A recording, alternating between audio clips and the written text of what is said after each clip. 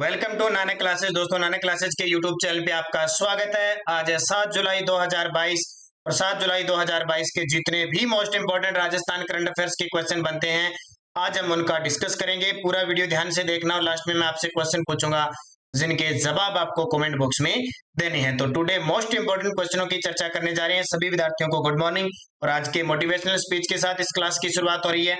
क्या है आज का मोटिवेशनल स्पीच? चुनौतियां है सामने, चुनौतियां है सामने, देख रहा है जमाना। चुनौतियां है सामने, देख रहा जमाना है, करके विश्वास खुद पर अब कुछ कर दिखाना है। करके विश्वास खुद पर अब कुछ कर दिखाना है। तो खुद पे विश्वास रखिए, दृढ़ संकल्प लेकर जो भी चुनौतियां आपके सामने आती है, और जब तक जिंदगी है तब तक आपके सामने चुनौतियां, कोई भी समस्या है आपके सामने आती रहेगी। उस समस्या का निपटारा करने के लिए खुद पर विश्वास, हौसला रख के और निरंतर काम करते रहना चाहिए। स्टार्ट करते हैं आज की क्लास। सबसे पहले कल के क्वेश्चनों का रिवीजन। खादी कामगार आर्थिक प्रोत्साहन योजना प्रारूप को मुख्यमंत्री ने मंजूरी दी। तो राजस्थान खादी ग्रामोद्योग बोर्ड के वर्तमान अध्यक्ष कौन है? ब्रज किशोर शर्मा। इंपॉर्टेंट याद रखना, राजस्थान खादी ग्रामोद्योग बोर्ड के स्थापना 1955 को हुई थी। हाल ही में जारी स्टार्टअप रैंकिंग 2021 में राजस्थान को किस कैटेगरी में रखा गया? तो एस्पायरिंग, अलग अलग कैटेगरी थी, most top performer, most leadership, उसमें। इंडिया इंडस्ट्रियल फेयर 2022 का आयोजन राजस्थान के किस जिले में किया जाएगा? उदयपुर। राजस्थान में ड्रोन एक्सपो 2022 का आयोजन किस शहर में किया? जयपुर। ये सीधे सीधे प्रश्न याद रखने, बस आयोजन किस जिले में हुआ, यही प्रश्न आता है पेपर में। देवनारायण एकीकृत आवासीय योजना किस शहर के पशुपालकों के लिए घोषित की गई? पहली बार ये किया गया तो कोटा के लिए। मुख्यमंत्री अशोक गहलोत ने किन जिलों की एक एक राजकीय विद्यालय का नामकरण स्वतंत्रता सेनानियों के नाम पर रखने के प्रस्ताव का अनुमोदन किया है? तो जोधपुर, डूंगरपुर। ये थे कल के क्वेश्चन जो हमने पढ़े। इसकी क्विज भी मैंने टेलीग्राम पे दे दी आपको, पीडीएफ भी दे दी, और अब दोबारा यहाँ पढ़ लिया। स्टार्ट करते हैं आज की करंट अफेयर्स की क्लास। पहला प्रश्न देखिए, राजस्थान की किस कंपनी को मोस्ट मैन्युफैक्चरिंग और बेस्ट एम्प्लॉयर ब्रांड अवार्ड 2022 से सम्मानित किया गया? राजस्थान की किस कंपनी को मोस्ट मैन्युफैक्चरिंग और बेस्ट एम्प्लॉयर ब्रांड अवार्ड 2022 से सम्मानित किया? Sambhar salt limited. किसको? सांबर साल्ट लिमिटेड को। तो देखिए, हिंदुस्तान साल्ट लिमिटेड और उसकी सहायक कंपनी सांबर साल्ट लिमिटेड को राजस्थान के टॉप मोस्ट मैन्युफैक्चरिंग कंपनी और बेस्ट एम्प्लॉयर ब्रांड 2022 से सम्मानित किया गया। वर्ल्ड मैन्युफैक्चरिंग कांग्रेस व वर्ल्ड एचआरडी कांग्रेस की ओर से एक समारोह में हिंदुस्तान साल्ट के सीएमडी कमांडोर कमलेश कुमार को यह अवार्ड प्रदान किया गया। तो आपके लिए इंपॉर्टेंट क्या है? जो सांबर झील है राजस्थान की सबसे बड़ी खारे पानी की झील है और भारत की आंतरिक नदियों झीलों में सबसे बड़ी खारे पानी की झील है, जहां से पूरे देश का 8.7% नमक उत्पादित किया जाता है। इसमें मुख्य मुख्य खंडेला, रूपनगढ़, मेथा, खारी ये नदियां आके गिरती है। बिजोलिया शिलालेख के अनुसार इसका निर्माण, सांबर झील का निर्माण है वो वासुदेव चौहान के द्वारा करवाया गया, और इसमें जो नमक तैयार करने के लिए संयंत्र स्थापित किए गए हैं सांबर साल्ट लिमिटेड, जिसकी स्थापना ये संयंत्र स्थापित किया गया 1964 के अंदर। और सांबर और केवलादेव दो राजस्थान में ऐसे स्थान है जो रामसर साइट घोषित है। तो आपको अच्छे तरीके से इस क्वेश्चन को याद रखना है, इंपॉर्टेंट इतनी ही बातें हैं। राजस्थान की कंपनी है सांबर साल्ट लिमिटेड, मैन्युफैक्चरिंग और बेस्ट एम्प्लॉयर ब्रांड अवार्ड 2022 से सम्मानित किया गया। और हिंदुस्तान जिंक लिमिटेड, देखो राजस्थान के अंदर इंदिरा महिला शक्ति निधि योजना जो चली हुई है समय सहायता, उसमें बढ़िया परफॉर्मेंस कर लिए हिंदुस्तान जिंक लिमिटेड को भी अवार्ड दिया गया था। हिंदुस्तान जिंक लिमिटेड की स्थापना 1966, मुख्यालय देबारी, उदयपुर में। दूसरा प्रश्न देखिए, स्लोवेनिया वर्ल्ड चैंपियनशिप में भारतीय हैंडबॉल टीम में राजस्थान के किन खिलाड़ियों ने भाग लिया? स्लोवेनिया वर्ल्ड चैंपियनशिप में भारतीय हैंडबॉल टीम में राजस्थान की किन खिलाड़ियों ने भाग लिया? तो ये दो खिलाड़ी है, वर्षा जाखड़ और पूजा कंवर ने। तो याद रखना, एग्जाम में पूछा जा सकता है वर्षा जाखड़ और पूजा कंवर का संबंध किस खेल से है? हैंडबॉल की खिलाड़ी है। किसकी? हैंडबॉल टीम की खिलाड़ी है। तो ये देखिए थोड़ी सी तथ्य कि पहली बार किसी भारतीय हैंडबॉल टीम ने वर्ल्ड चैंपियनशिप में हिस्सा लिया है। एक तो सबसे बड़ी बात कि पहली बार भारतीय हैंडबॉल टीम ने वर्ल्ड चैंपियनशिप में हिस्सा लिया। यह चैंपियनशिप 22 जून से 3 जुलाई तक स्लोवेनिया में आयोजित हुई थी। इस टीम में राजस्थान की खिलाड़ी वर्षा जाखड़ और पूजा कंवर के साथ कोच मनीष राठौड़ भी शामिल थे। वर्ल्ड चैंपियनशिप में 2 मैच जीत भारतीय हैंडबॉल टीम 26वें स्थान पर रही थी। भारत ने 2 मैच जीते थे और ओवरऑल कैटेगरी यानी टोटल जो रैंकिंग रही थी वो 26वें स्थान पर रही थी।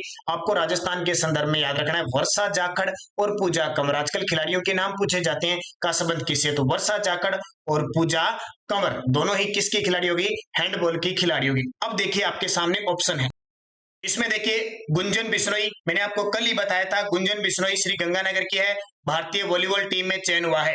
मोनिका जाट ने हाल ही में 41वीं एशियन साइकिलिंग चैंपियनशिप में कांस्य पदक जीता है, ये याद रखना। वर्षा जाखड़ पूजा कंवर हो गया। कचनार चौधरी शॉर्टपुट की खिलाड़ी, हाल ही में एक चैंपियनशिप में कांस्य पदक जीता है। दर्शना राठौड़ ये निशानेबाज है, इनके खेल ज्यादा याद रखना है। जैसे अभी लैब असिस्टेंट के एग्जाम में विमान कपूर पूछा था, विमान कपूर का संबंध किस खेल से, निशानेबाज। स्वाति मोर पहलवान है, मंजू बाला हैमर थ्रो की खिलाड़ी है। भावना जाट पैदल चाल की खिलाड़ी है। और अभी मैंने आपको खेल परिदृश्य का ताजा वीडियो दिया था, उसमें कम से कम 60 खिलाड़ी किस खेल के राजस्थान की चर्चा में वो सारे बताए थे। तो लगाना राजस्थान का खेल परिदृश्य बाई नानक क्लासेस ताजा अभी लैब असिस्टेंट के लिए दिया था, वो सब एग्जाम में आपके लिए इंपॉर्टेंट है। और वैसे भी हमने जून मंथ की जो पीडीएफ तैयार की है उसके पीछे ये खेल परिदृश्य दिया हुआ है, तो याद रखना ये है तीनों ही कौन कौन, वर्षा जाखड़ और कोच, और तीनों आपके सामने, ज्यादा तस्वीर आपको देखने की ज्यादा जरूरत नहीं है। तीसरा प्रश्न, राजस्थान के पहले आयुर्वेदिक चिकित्सा केंद्र हेल्थ एंड वेलनेस सेंटर का शिलान्यास किस स्थान पे किया गया। राजस्थान के पहले आयुर्वेदिक चिकित्सा केंद्र हेल्थ एंड वेलनेस सेंटर का शिलान्यास किस स्थान पे किया गया, खमनोर राजसमंद के अंदर, खमनोर राजसमंद के अंदर। तो खमनोर राजसमंद के आप बारे में जानते हो, हल्दी घाटी का युद्ध जो हुआ था 1576 में, अबुल फजल ने हल्दी घाटी के युद्ध को क्या कहा था, खमनोर का युद्ध कहा था, वो वही खमनोर है। देखिए अब तथ्य देख लेते हैं। मुख्यमंत्री अशोक गहलोत ने राजसमंद जिले की खमनोर तहसील के बिल्ली की बादल गांव में प्रदेश के पहले आयुर्वेदिक चिकित्सा केंद्र हेल्थ एंड वेलनेस सेंटर का भूमि पूजन और शिलान्यास किया। इस वेलनेस सेंटर में आयुर्वेदिक औषधियों, योग, प्राकृतिक चिकित्सा आदि से लाभ मिलेगा। तो मुख्य आपको चीज ये याद रखनी है, आयुर्वेदिक चिकित्सा केंद्र हेल्थ एंड वेलनेस सेंटर का शिलान्यास खमनोर राजसमंद के अंदर। नाथ द्वारा राजसमंद में जो कृषि के क्षेत्र में जो संयंत्र वगैरह इसका उद्घाटन किया गया था। बांदीकुई जो पहले उक्त स्थल थी, अब हाल ही में इसको तहसील बनाया गया है। और सांचू बीकानेर का भी लैब असिस्टेंट में क्वेश्चन आया था। सांचू बीकानेर जिस प्रकार तनोट, हिंदूमल कोट ये जो पर्यटक स्थल के रूप में विकसित किए जा रहे हैं, वहां पे बीएसएफ के जवान जो परेड करेंगे वो दृश्य दिखाया जाएगा। तो सांचू माता का मंदिर पूछे तो बीकानेर के अंदर, क्योंकि बीएसएफ के जवान है माता की पूजा करते हैं, तो हर एक चेक पोस्ट जो जितनी भी पोस्ट है इनकी वह माता का मंदिर बना हुआ है। इंपॉर्टेंट ध्यान रखना, दौसा का यह नाम आया है। तो पहला MSME जो पार्क है वो कहां स्थापित किया गया, वो भी दौसा के अंदर। जब आप राजसमंद की बात करें तो ये देखिए तिलक के समान राजसमंद आपका जिला हो जाता है। राजसमंद आपने नाम सुना होगा, BDR 12 दौसा राजसमंद, तीनों 10 अप्रैल 1991 को बने थे। कब? 10 अप्रैल 1991। नाथ द्वारा राजसमंद से हमारी 15वीं विधानसभा के अध्यक्ष डॉक्टर CP जोशी, जिनका पूरा नाम है चंद्र प्रकाश जोशी, वो विधायक भी हैं। तो ये चीज आपको याद रखना है, इंपॉर्टेंट है परीक्षा की दृष्टि से, यहां से पूछा जा सकता है क्वेश्चन। चौथा देखिए, चारकोल चित्रांकन कला प्रदर्शनी का आयोजन किस संस्थान द्वारा किया गया। चारकोल चित्रांकन कला प्रदर्शनी का आयोजन किस संस्थान द्वारा दिया गया। तो पश्चिमी क्षेत्र सांस्कृतिक केंद्र उदयपुर के द्वारा। पश्चिमी क्षेत्र सांस्कृतिक कला केंद्र कहां पे है, उदयपुर के द्वारा किया गया। तो राजस्थान के राज्यपाल कलराज मिश्र ने राजभवन में पश्चिमी क्षेत्र सांस्कृतिक केंद्र द्वारा आयोजित चारकोल चित्रांकन कला प्रदर्शनी का उद्घाटन किया। राज्यपाल ने प्रदर्शनी में प्रदर्शित चारकोल से उकेरी गई माउंट आबू की नक्की झील, गुरु शिखर के नैसर्गिक सौंदर्य, किले, महलों के साथ साथ पोर्ट्रेट्स, झरोखे आदि के चित्रों का अवलोकन करते हुए इन्हें सुंदर कलाकृतियां बताया। ठीक है, चारकोल होता है ना उससे। राज्यपाल ने पश्चिमी क्षेत्र सांस्कृतिक केंद्र उदयपुर द्वारा आयोजित 3 दिवसीय भक्ति उत्सव का दीप प्रज्वलित करके शुभारंभ किया। यह भी पॉइंट ध्यान रखना, भी भक्ति उत्सव का आयोजन किसके द्वारा किया गया?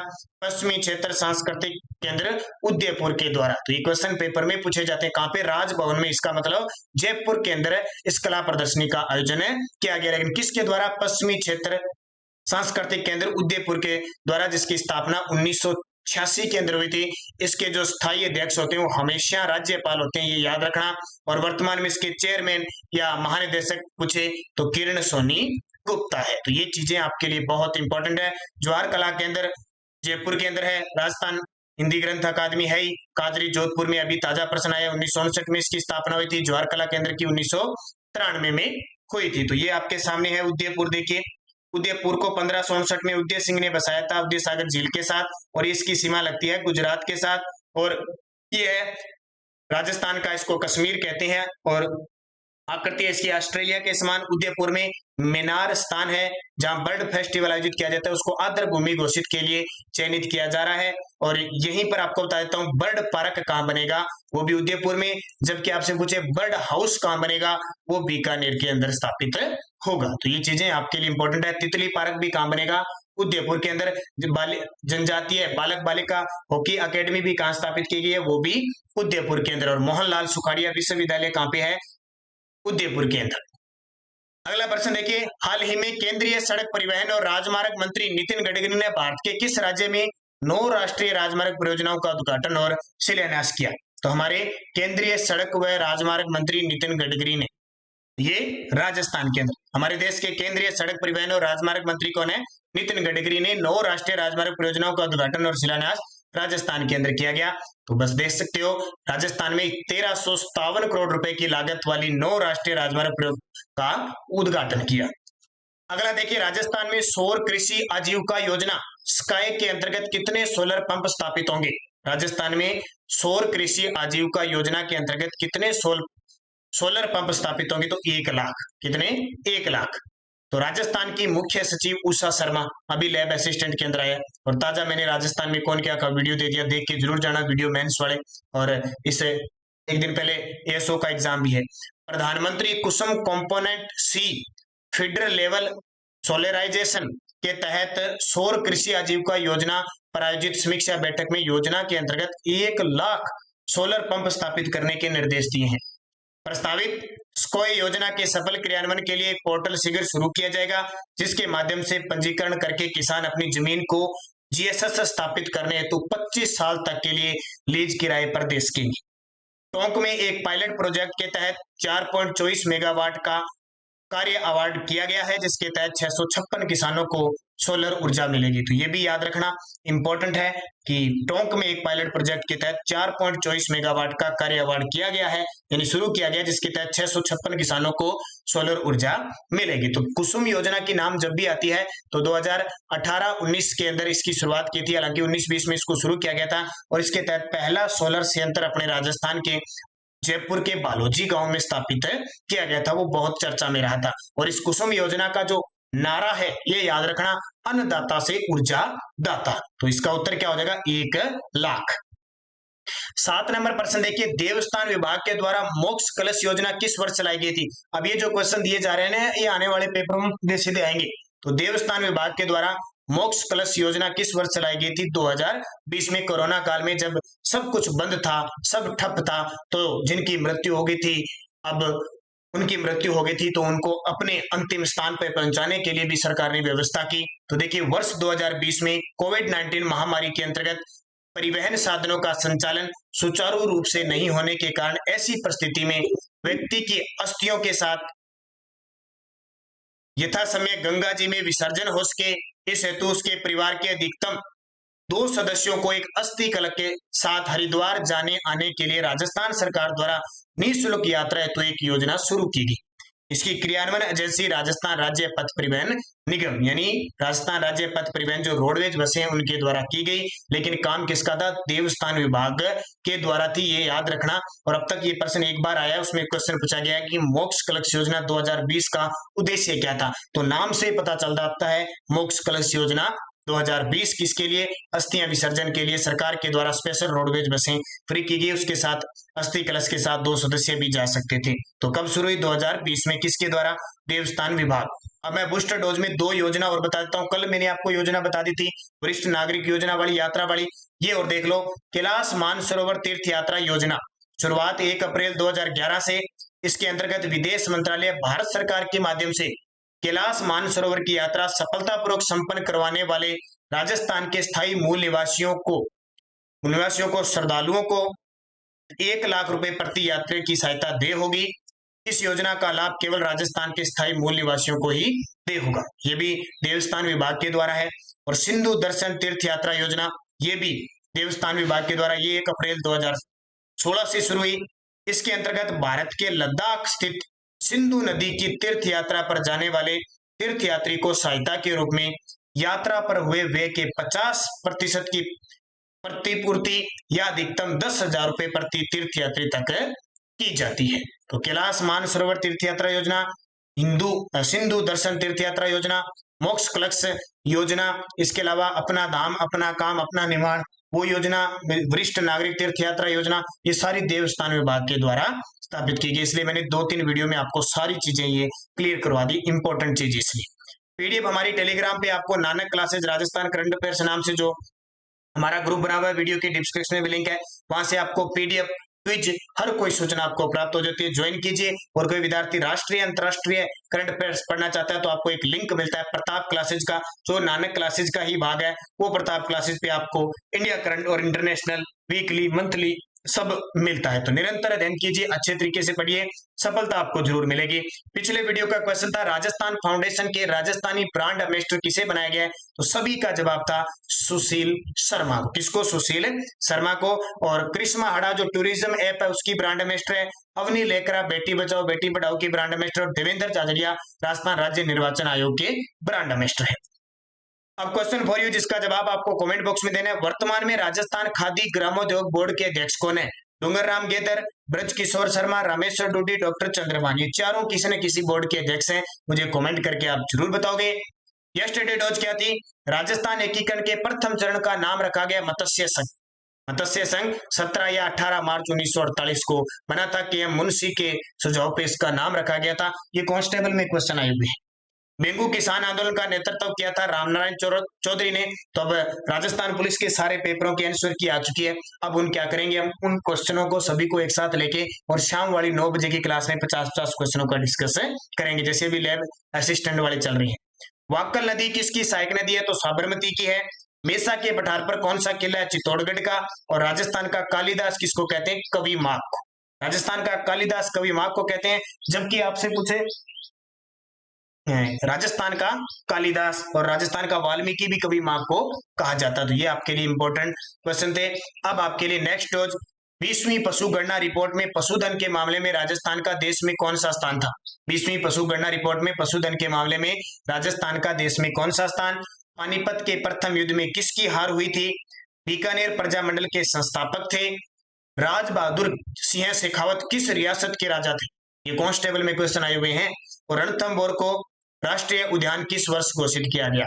ये पांचों के जवाब आपको कमेंट बॉक्स में देने हैं। और जिसने वीडियो को लाइक नहीं किया जरूर करें, शेयर करें। अगर आप चैनल पे नए हैं तो इसको सब्सक्राइब कर लें और बेल आइकन के घंटे को दबा लें। और जिस विद्यार्थी ने नानक क्लासेज ऐप डाउनलोड नहीं किया जरूर करें, क्योंकि इस नानक क्लासेज ऐप में राजस्थान करंट जीके की टेस्ट सीरीज उपलब्ध है। जनवरी 2021 से लेकर और मई 2022 तक की करंट उपलब्ध है, आप जरूर खरीद सकते हैं इसको। 50-50 क्वेश्चनों को हर मंथली दिया हुआ है, तो इतने लोगे आपका करंट बाहर नहीं जाएगा। इसके अलावा और भी सेकंड ग्रेड फर्स्ट पेपर के लिए है, पीटीआई फर्स्ट पेपर और सेकंड पेपर के लिए चल रही है, राजस्थान जीके है। इन सब की टेस्ट सीरीज 1 अगस्त से और हम नई टेस्ट सीरीज लॉन्च करने वाली है। तो निरंतर अध्ययन कीजिए, अच्छे तरीके से पढ़िए, निश्चित रूप से आपको सफलता मिलेगी। आपको बस अपने कदमों पे अपने पर विश्वास रखते हुए निरंतर अध्ययन करना पड़ेगा, और अध्ययन करोगे तो आपको सफलता मिलेगी। तो धन्यवाद। जय हिंद, जय भारत।